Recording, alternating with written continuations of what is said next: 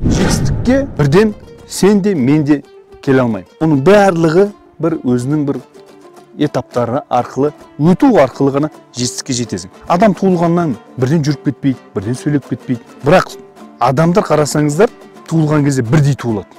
Дәрежелері бірдей. Не сөйлей алмайды, не жүре алмайды. Бірақ өсе келе ата-анасының тәрбиесінің арқасында, ортасының арқасында, білімге деген талпынысының арқасында болашақта не жетістікке жеткен мықты адам болуы мүмкін. Болмаса ортада төмендегі дәрежеде болуы мүмкін. Егер де сен жатсаң, амал әрекет етпесең, әлбетте сен жетістікке жете алмайсың.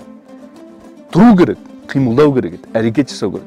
Істеу керек еді, бүйту керек еді деген біздің өкінішке орай сөздер ғой құртатыны. Сөз емес, іске кірісу керек. Алла Тағала Құранда бекерден бекер екі нәрсені қатар алып жүрмейді. Иман келтіргендер және де оған амал еткендер дейді. Біз мысалы Аллаға иман келтіреміз де, бірақ амал әрекет жасамасақ, толық мұсылман болмаймыз. Яғни намазымызды оқымасақ, оразамызды ұстамасақ, және басқа да. Яғни амал әрекет те ол иманның бір бөлігі. Сондықтан да сіз де байығыңыз келеді, жетістікке жеткіңіз келеді. Оған сіз сеніп тұрсыз, ниетіңіз бар, бірақ амал әрекетіңіз жоқ. Оған онда өкінішке орай амалсыз жете алмайсыз.